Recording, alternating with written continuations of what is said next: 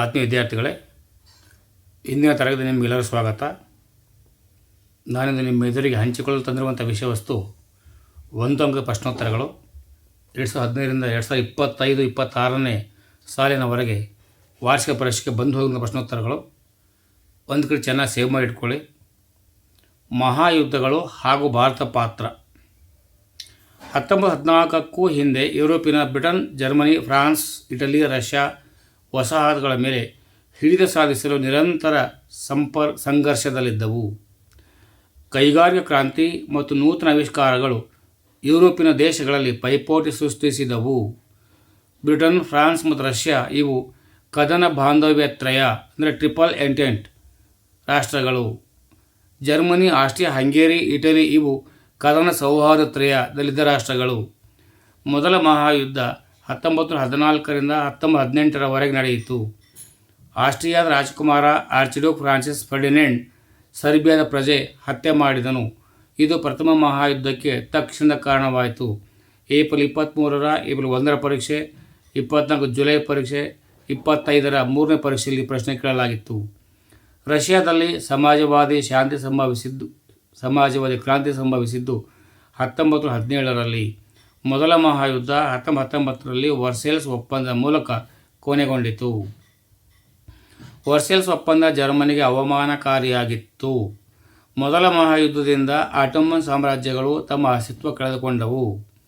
ಮೊದಲ ಮಹಾಯುದ್ಧ ನಂತರ ಎರಡನೇ ಮಹಾಯುದ್ಧವನ್ನು ತಡೆಯುವ ಉದ್ದೇಶದಿಂದ ರಾಷ್ಟ್ರಸಂಘ ರಚನೆಯಾಯಿತು. ಮೊದಲ ಮಹಾಯುದ್ಧದ ನಂತರ ಜರ್ಮನಿಯಲ್ಲಿ ಬೆಳೆದು ಬಂದ ಸರ್ವಾಧಿಕಾರಿ ಯಾರು ಎಂದರೆ ಹಿಟ್ಲರ್. ಹಿಟ್ಲರ್ ಕಟ್ಟಿದ ಪಕ್ಷ ನಾಜಿ ಪಕ್ಷ. ಹಿಟ್ಲರ್ ಜನಾಂಗೀಯ ದ್ವೇಷ ಬೆಳೆಸಲು ಗೋಬೆಲ್ಸ್ ಎಂಬ ಮಂತ್ರಿಯನ್ನು ನೇಮಿಸಿದ. ಹಿಟ್ಲರ್ ತನ್ನ ಶತ್ರುಗಳನ್ನು ದಮನ ಮಾಡಲು ಕಟ್ಟಿದ ಸೇನೆ ಬೂದು ಅಂಗಿ ದಳ ಬ್ರೌನ್ ಶರ್ಟ್ಸ್. ಹಿಟ್ಲರ್ ನಡೆಸಿದ ಸಾಮೂಹಿಕ ಕಗ್ಗೊಲೆಗಳನ್ನು ಹೋಲೋಕಾಸ್ಟ್ ಎಂದು ಕರೆಯಲಾಗಿದೆ.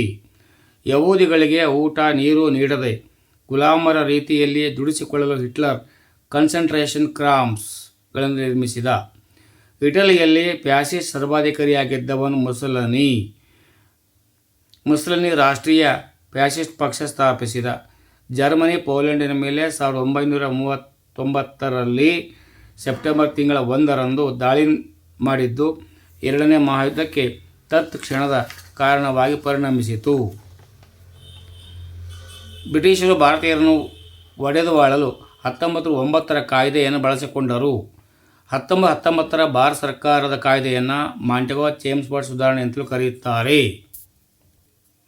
1930ರ ದಶಕದಲ್ಲಿ ಮಹಾನ್ ಆರ್ಥಿಕ ಕುಸಿತ ಉಂಟಾಯಿತು. ಶತ್ರು ಬಣದಲ್ಲಿದ್ದ ರಾಷ್ಟ್ರಗಳು ಜರ್ಮನಿ, ಇಟಲಿ, ಜಪಾನ್. ಮಿತ್ರ ಬಣದಲ್ಲಿದ್ದ ರಾಷ್ಟ್ರಗಳು ಬ್ರಿಟನ್, ಫ್ರಾನ್ಸ್, ರಷ್ಯಾ. ಎರಡನೇ ಮಹಾಯುದ್ಧ 1939ರಿಂದ 1945ರವರೆಗೆ ನಡೆಯಿತು. 1945ರಲ್ಲಿ ಜಪಾನಿನ ಹಿರೋಶಿಮಾ ಮತ್ತು ನಾಗಾಸಾಕಿ ಮೇಲೆ ಅಣುಬಾಂಬ್ ಹಾಕಲಾಯಿತು. ಜಪಾನ್ ದೇಶ 1945 ಆಗಸ್ಟ್ 15ರಂದು ಪೂರ್ಣವಾಗಿ ಶರಣಾಯಿತು. ಎರಡನೇ ಮಹಾಯುದ್ಧದ ನಂತರ ಪ್ರಪಂಚದಲ್ಲಿ ಶಾಂತಿ ಸ್ಥಾಪಿಸಲು ವಿಶ್ವಸಂಸ್ಥೆಯನ್ನು ಸ್ಥಾಪಿಸಲಾಯಿತು. ವಿಶ್ವಸಂಸ್ಥೆಯ ರಕ್ಷಣಾ ಮಂಡಳಿ ಅಥವಾ ಭದ್ರತಾ ಸಮಿತಿ ಕಾಯಂ ಸದಸ್ಯ ರಾಷ್ಟ್ರಗಳು ಯಾವುವು ಎಂದರೆ America, Russia, France, Britain, China. 1914ರಲ್ಲಿ ಬ್ರಿಟಿಷ್ ಸಾಮ್ರಾಜ್ಯದ ರಕ್ಷಣೆಗೆ ಹೆಗಲ ಕೊಟ್ಟು ನಿಲ್ಲುವುದಾಗಿ ತಿಳಿಸಿದ ಮೈಸೂರಿನ ಮಹಾರಾಜ ನಾಲ್ವಡಿ ಕೃಷ್ಣರಾಜ ಒಡೆಯರ್ 1914ರಲ್ಲಿ ಮೈಸೂರು ಲ್ಯಾನ್ಸರ್ಗಳ ಮುಖ್ಯಸ್ಥರಾಗಿ ದೇಶಿ ರಾಜ ಅರಸರನ್ನು ಯುದ್ಧ ಭೂಮಿಗೆ ಕಳಿಸಿದರು. ತೀನ್ಮೂರ್ತಿ ಭವನ ದೆಹಲಿಯಲ್ಲಿ ನಿರ್ಮಿಸಲಾಗಿದೆ. ಏಪ್ರಿಲ್ 21ರ ಪರೀಕ್ಷೆ 24ರಲ್ಲಿ ಕೇಳಲಾಗಿತ್ತು. ತೀನ್ಮೂರ್ತಿ ಚೌಕ ಜನವರಿ 14, 18ರಲ್ಲಿ ಚೌಕವನ್ನು ತೀನ್ಮೂರ್ತಿ ಹೈಫಾ ಚೌಕ ಎಂದು, ರಸ್ತೆಗೆ ತೀನ್ಮೂರ್ತಿ ಹೈಫಾ ಮಾರ್ಗ ಎಂದು ನಾಮಕರಣ ಮಾಡಲಾಯಿತು. 2018ರಲ್ಲಿ ಇದನ್ನು ಕೇಳಲಾಗಿತ್ತು. ಅಮೆರಿಕದ ನೌಕಾ ಕೇಂದ್ರವಾಗಿದ್ದ ಪರ್ಲ್ ಹಾರ್ಬರ್ ಮೇಲೆ ಜಪಾನ್ ದಾಳಿ ಮಾಡಿತು.